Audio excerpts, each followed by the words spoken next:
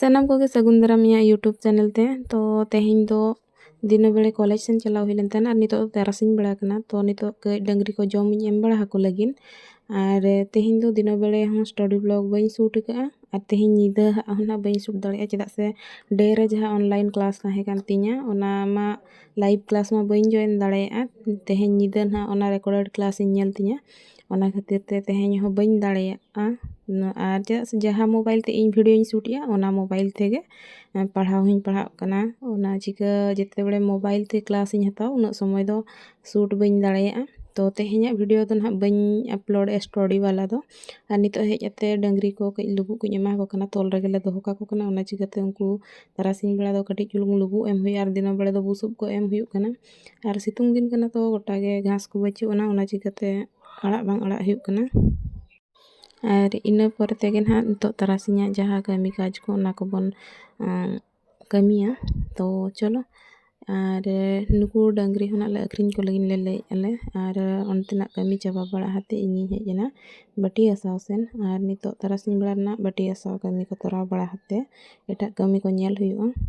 और इन बटी आसाव समय के मिटांग हकु बलाई हेजनाय तो गड़ा हकु कना को ना चिका हताव हुईना और बरसिन घन गे ना हुई कना शिवरात्रि बरसिन बांगा तेहें निदा अंगाते गप्पा निदा खान गे ना शिवरात्रि ओना चिकाते तेहें जम का कना तापरे गप्पा दना गेज गुरिज बड़ा हुई को ना तो अमावास्या दो बांग जम हुआ ओना चिकाते तेहें दो जम का कना ले और नवा बटी को गसा बड़ाते उनको हकु को गिन सफा बड़ा कोते ना तापरे दाका उतु को इसिन बड़ाते आदो ऑनलाइन क्लास रे दुड़ हुई ऑनलाइन क्लास मा बांगा लाइव क्लास मा बांगा जॉइन नहीं ना रेकॉर्डेड क्लास कोगे और मिड दिन बरसिन ना पेंडिंग तहन खान दो तायम ते आर एटा क्लास हुई लन खान दो ढेर इदिया वीडियो ओना चिकाते तेहें रे ओना दो नेल कंप्लीट कई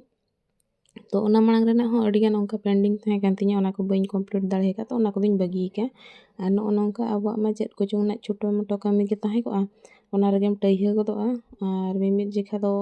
गिद्रा को मेना को छे गिद्रा को होंको जरिया को मिटांग समय रे दो ओना चिकाते बाय संभव गोदोआ तो नितो नोआ को गितिल गसाव को चाबा बड़ाते ना आदो तारासिन पूरा न्यूत हेज गोदो कना इन तेगे और नितो दो हकु को सला बड़ा हुआ और निया को गे ना तेहें तीन दो और आपे को सला नोआ चिका शेयर सनिन केना कि इन ले ले से कंटिन्यू वीडियो इन अपलोड ओना चिका स्टोरी बन स्टोरी का रहा तेहें अपलोड का कनी और दिनंग अयु ना स्टोरी दिन दुड़ुब गया मेनखान ओना दो बन अपलोड दाड़े चेदा से नोआ मोबाइल तेगे से आदो मिटम बिटी गिद्रा ले तहन दीदी आम तीन रे निदाम पढ़ाव कना लाइव कटिज हजू में इन हुन पढ़ावा इना दो तो पढ़ाव दो निदा दो इन दो 3:45 करे खन स्टार्ट तिया माने इना समय बेरेदोआ तो हुतुम बड़ा हाको और फ्रेश बड़ा हते जाते दुड़ुब तेगे 4टा हुई गोदोआ टर्मी दिन दो हाँ 4टा के सा कमी चेदा से इना 3:55 40 या 45 लिंग बेरेद को कान इना 55 गोदोआ तो 4टा के सा कमी 4टा खोदा दुड़ुब इन 5टा धबी तापरे जो झाड़ कमी स्टार्ट तिया हनते दो और ठीक गया निया परे लाइव इन चला ना और लाइव तेगे ओना दोइन करावा सेता रना पढ़ाव दो ना और शिवरात्रि अब पारम गो लेन गे शिवरात्रि परे हिलो को ना बन करावा बन लाइव क्लास और लाइव ना इन चला निदा दिन तीन रे इन स्टोरी दुड़ुबा और आपे को सला हो आपे जुदी पढ़ाव सना पे इन सा तो आपे हो जॉइन आपे और नोआ माने दो बांग कना कि माने दिखावा कना बट हाँ स्टोरी पुथे लाइव रिंग दुड़ुब लेनखान और कई फोकस्ड अतिन दुड़ुबा चेदा से इन नेल लगिन ते बारिया पिया मेद पालन अंते रे मेना भाभी इन गाइडिंग किना पे तो ना हिसाब ते चेद हो असुविधा बाय हुई तिया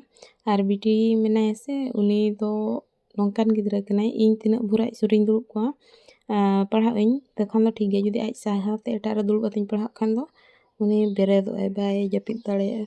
तो मिमिद जिका उनी डिस्टर्ब एमान बोले तो चेद हो बांग कना म्यूट आते पढ़ाव हुआ और केवल नेल गे ना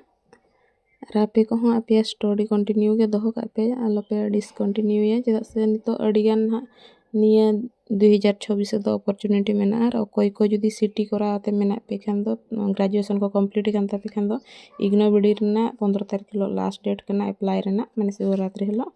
तो अप्लाई का तबन पे और एंट्रेंस एम पर जुदी पे नाम खान वैकेंसी आराम से करा दाड़े पे तो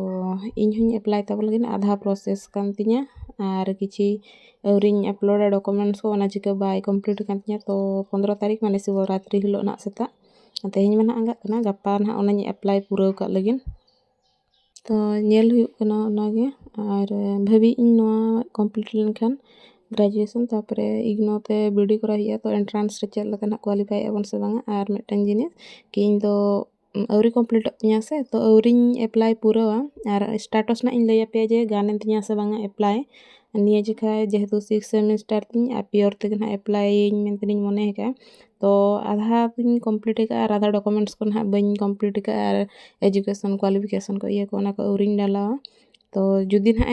हाता गे इन खान दो कोया फाइनल ईयर और मिटांगन सेमेस्टर बाकी मेना उनको को एप्लाई दाड़े पे तो एप्लाई बिड़ाव तबन पे आपे हाँ और इन हाँ एप्लाई अनहा जुदी अकोय को वीडियो करा सना पे सिटिया ते मेना पे गया तो निया को लय भीतर गन हाँ नोआ भिजुअल मा पे नेल तिन ये कि चेद चेद कमी को कराव कि इन तोरा कि तो नोआ को चाबा हते नितो दुड़ुब हुई ऑनलाइन क्लास बकरे मा तबे तेहनी वीडियो दो नोडे गिन मुचाद तबना सनाम को